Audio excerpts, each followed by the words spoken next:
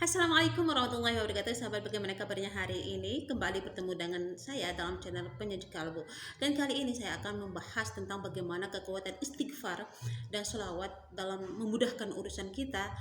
Dan ketika kita kambuh dalam penyakit kita, segeralah ucapkan istighfar dan sholawat ini. Pengalaman ini semoga menjadi motivasi untuk kita semua dan untuk Anda juga di rumah, sebagai motivasi untuk menjadi orang yang lebih kuat, lebih tangguh, dan sebagai tombak kita, pegangan kita untuk menjalani hari-hari kita dengan penuh ketenangan dan kebahagiaan, dan bisa mengatasi sendiri masalah kita tanpa harus mengeluh, tanpa harus selalu bercerita kepada orang-orang, karena hanya kepada Allah lah tempat kita mengadu, dan hanya Allah lah yang mampu menyelesaikan semua masalah kita dengan jalan-jalan yang terbaik untuk kita. Assalamualaikum warahmatullahi wabarakatuh. Jangan lupa untuk di subscribe, comment, like, and share supaya saya lebih semangat untuk membuat video-video yang lebih menarik untuk Anda. Terima kasih. Nah, sahabat, kita lanjut dengan pembahasan kita hari ini, yaitu bagaimana kekuatan istighfar dan sholawat telah mampu memberikan saya sebuah jalan yang terbaik yang Allah berikan untuk saya, di mana dengan selalu beristighfar, selalu membaca sholawat, Allah selalu memudahkan semua urusan saya. Nah, salah satunya adalah ketika ini saya cerita pribadi, pengalaman pribadi, supaya ini sebagai rujukan sahabat-sahabat untuk terus bersolawat, untuk terus beristighfar.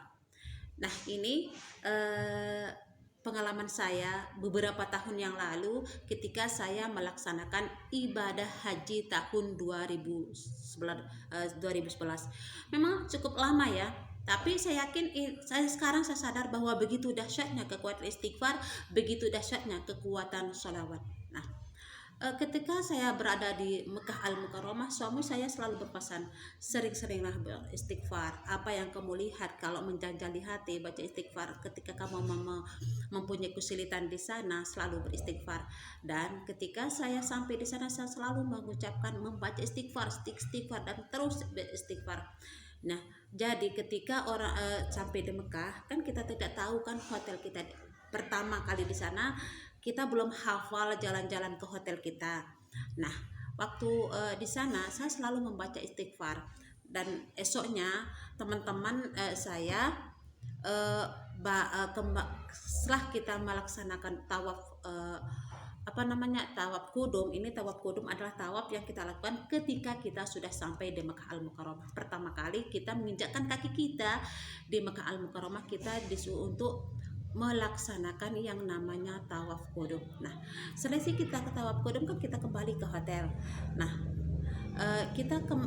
saya sampai di Mekah Al-Mukarramah itu jam 12-an mungkin ya. Terus kita taruh barang kita sebentar dan langsung kita ke Masjidil Haram kan. Nah, setelah kita melaksanakan tawaf kudum, terus kita beristirahat sebentar di Masjidil Haram, dan kita kembali pagi setelah subuhnya ke hotel kita masing-masing. Dan apa yang terjadi, banyak sekali teman-teman yang kesasar dan tidak tahu jalan menuju ke hotelnya. Kan kita baru pertama kali kan. Nah, saya juga pertama kali agak bingung di mana hotel kita gitu kan. Nah, sambil saya membaca istighfar, perbanyak istighfar, dan alhamdulillah saya bisa ketemu dengan hotel saya, di mana saya yang lebih pertama datang ketimbang teman-teman yang lain. Banyak yang kesasar, tidak tahu hotelnya, dan bahkan ada jemaah yang diambil uangnya sama supir taksi yang di Mekah. Nah, selanjutnya ketika saya ini pertama. Kedua, ketika saya di Mina untuk melontar Jamratul Aqobah kan.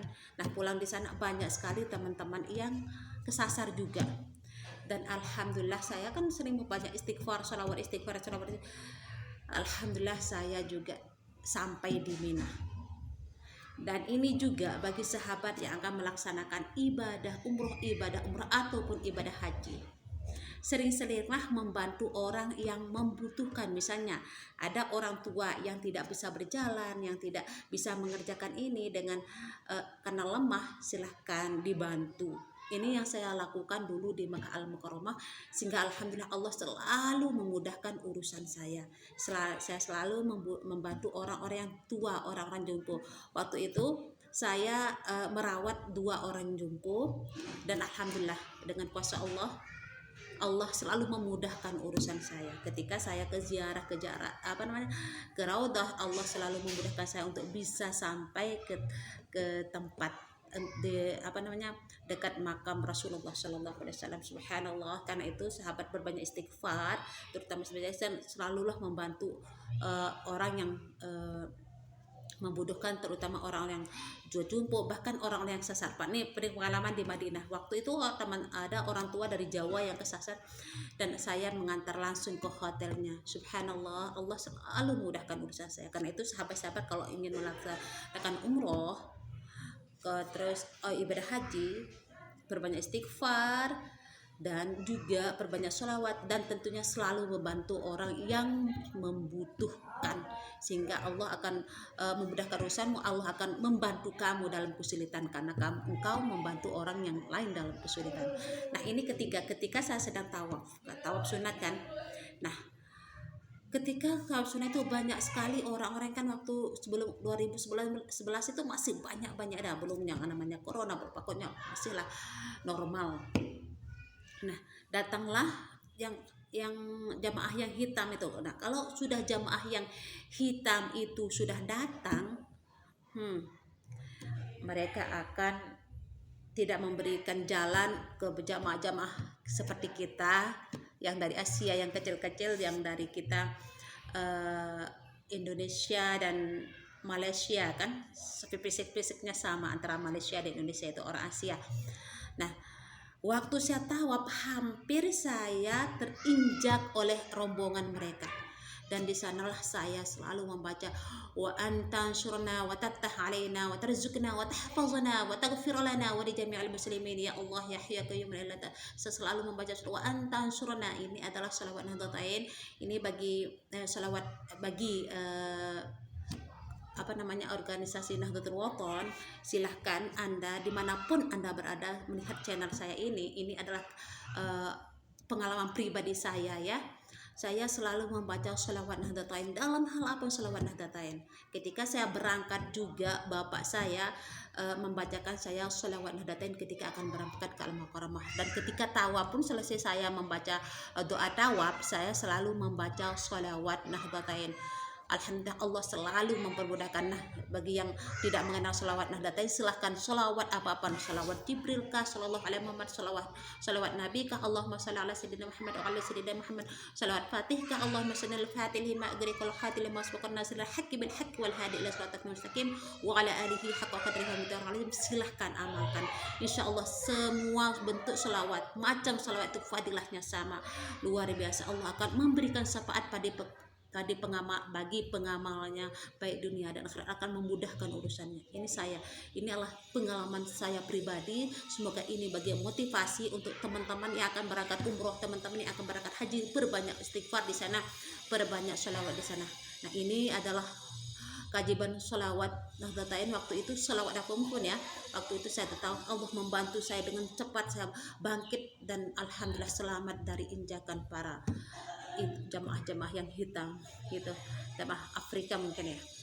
Nah, ini juga ketika saya mau pulang ke Indonesia, kita sudah melesaikan semua rangkaian ibadah haji, tawaf wada, tawaf wada, kita langsung ke Madinah. Nah, saya akan gelombang kedua. Pertama kita sampai ke Mekah dulu, baru setelah kita pulang baru kita ke Madinah. Dan waktu itu kita akan pulang, dan di sanalah kita barang-barang kita betul-betul dipres ya, dan kita tidak boleh melebihi dari 30 berapa waktu itu, lupa saya, 30 kilo mungkin ya waktu itu. Nah, kalau kita melebihi dari itu, semua akan dikeluarkan dari koper kita atau jinjingan kita. Nah waktu itu kan karena air zam-zam itu kita cuma dibatasi 5 liter, dan saya punya inisiatif untuk membawa air zam-zam lewat botol, pakai botol aqua itu. Nah saya plester dan saya masukkan ke dalam jinjingan saya full, dan di atas itu saya kasih baju-baju saya. Nah sambil tak giniin, saya bacakan sholawat Nahdlatain. Ya Allah, semoga dengan pembacaan sholawat ini, semoga air zam-zam ini sampai ke tanah air saya, dan selamat sampai ke tanah air saya. Alhamdulillah, saya bacakan sholawat Nahdlatain, saya bacain. Nah pas sampai di pemeriksaan, ternyata banyak teman-teman yang ditemukan oleh para penjaga di sana. Polisi Madinah itu kan penjaga bandara, akhirnya semua dikeluarkan, sak baju, sak air zam-zam pun banyak yang teman-teman dikeluarkan, dan akhirnya saya pas giliran saya aman saja, tidak ada kendala. Alhamdulillah, di sana saya buktikan keajaiban sholawat itu memang luar biasa.